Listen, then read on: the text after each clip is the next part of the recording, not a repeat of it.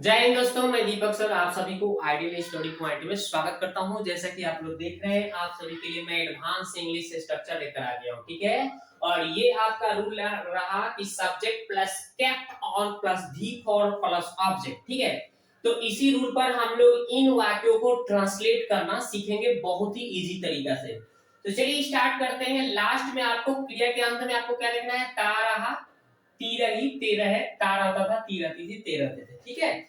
ये अगर लगा हुआ दिख जाए तो आपको kept on plus V four का यूज करना है। जैसे मैं खेलता रहा, I kept on playing. Okay, बन गया ना? I kept on playing, clear. इसी तरह से है वह पढ़ती रहती, वह पढ़ती रही, ठीक है। तो क्या हो जाएगा? She kept on reading. Okay, इस तरह से हम लोग अंग्रेजी बोलते रहे, we kept on speaking English.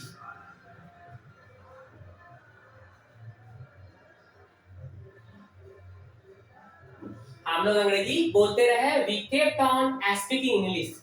वह नाचती रहती थी, रहती थी भी आ जाएगा तब पर भी वही करना है, चाहे ना वह नाचती रही चाहे नाचती रहती थी। तो क्या हो जाएगा? She kept on dancing. Okay, इसी तरह से मेरी माँ खाना पकाती रही, क्या हो जाएगा? माई मदर केप्ट ऑन, क्या हो जाएगा? खाना पकाना के कुक फूड होता है ना, तो कुकिंग फूड हो जाएगा, कुकिंग फूड। क्लियर। इस तरह से आपको ट्रांसलेट करना है, ठीक है। अगर नेगेटिव इंट्रोगेटिव अगर होता है, अगर आता है, तो आपको क्या करना है? डिड का यूज कर देना है, डिड नॉट, ठीक है। नेगेटिव में आपको डिड नॉट का यूज कर देना है। जैसे मैंने पिछले वीडियो में बताया था आपको, डू डज नॉट बताए थे, तो इसमें डिड नॉट का यूज करना है, ठीक है। वो भी देखते हैं।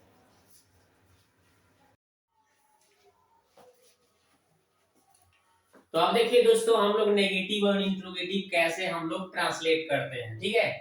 तो देखिए, हमें लिखा है पहला वाक्य कि मैं नहीं खेलता रहा, ठीक है। नेगेटिव आ गया, तो नेगेटिव के लिए सूत्र थोड़ा सा चेंज हो जाएगा। क्या हो जाएगा? यही रहेगा, लेकिन नेगेटिव के लिए क्या होता है ना, ये जो है आपका ता रहा, ती रही, या ता रहता था, ती रहती थी, ये आपका पास्ट इंडेफिनिट टेंस जो पढ़े हैं उसके जो आपका पैटर्न होता है ना, उसका जो स्ट्रक्चर होता है, उसके आधार पर उसी के जैसा इसका भी हो जाएगा।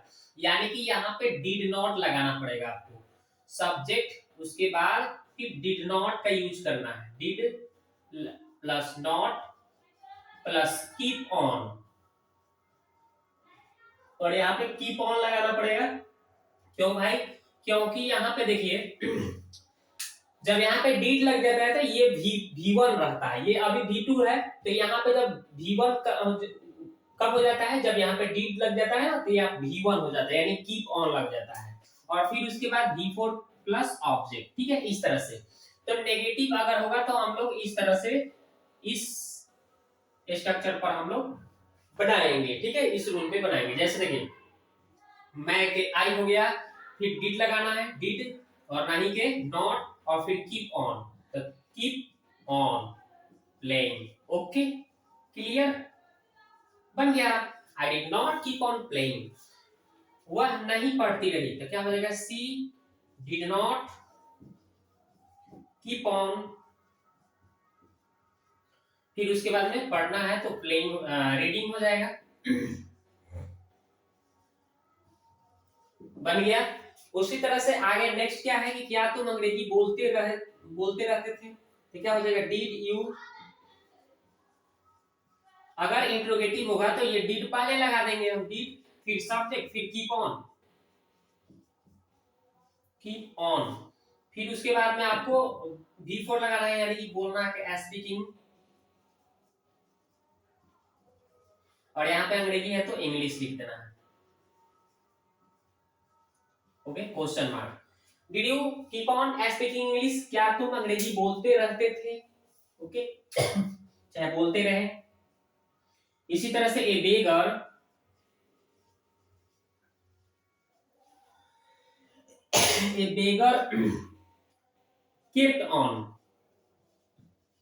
kept on begging। ओके, बन गया। ए बेगर केप्ट ऑन बेगिंग, ये तो आपका सीधा सीधा जो रूल है पहला, ठीक है ना, उसी पर बनाया गया है।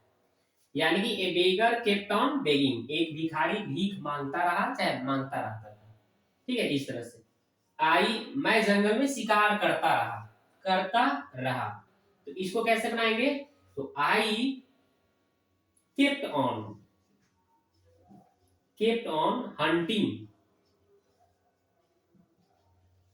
In the forest.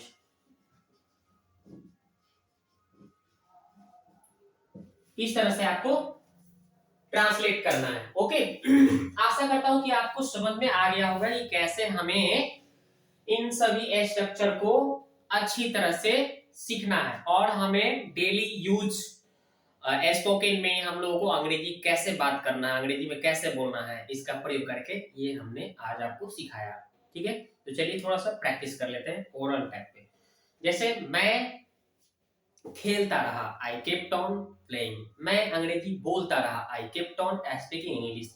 मैं बच्चों को पढ़ाता रहा, I kept on teaching the children. मैं छात्रों को पढ़ाता रहा, I kept on teaching the students. ठीक है, मैं अंग्रेजी बोलता रहा, I kept on speaking English. मैं, अब नेगेटिव में थोड़ा आते हैं, मैं अंग्रेजी नहीं बोलता रहा, I did not keep on speaking English. मैं वहां नहीं जाता रहा, I did not keep on going there. मैं आपसे बात करता रहा, आई कीप ऑन, मैं आपसे बात करता रहा, I kept on talking to you. मैं आपसे बात नहीं करता रहा, I did not keep on talking to you. ठीक है, इस तरह से। मैं सड़क पर टहलता रहा, I kept on walking on the road. ठीक है, मैं प्रतिदिन स्कूल जाता रहा, I kept on going to school every day. ठीक है, इस तरह से। क्या तुम प्रतिदिन स्कूल जाते रहे, did you keep on going to school daily. इस तरह से। क्या तुम चाय पीते रहे, did you keep on taking tea. इस तरह से आप अंग्रेजी में इस तरह से आप बोल सकते हैं। ठीक है, तो आपके लिए एक सेंटेंस बोलता हूं जिसका जवाब आपको कमेंट बॉक्स में देना होगा। मैं अंग्रेजी बोलता रहा, इसका आपको कमेंट बॉक्स में जवाब देना है, मैं अंग्रेजी बोलता रहा।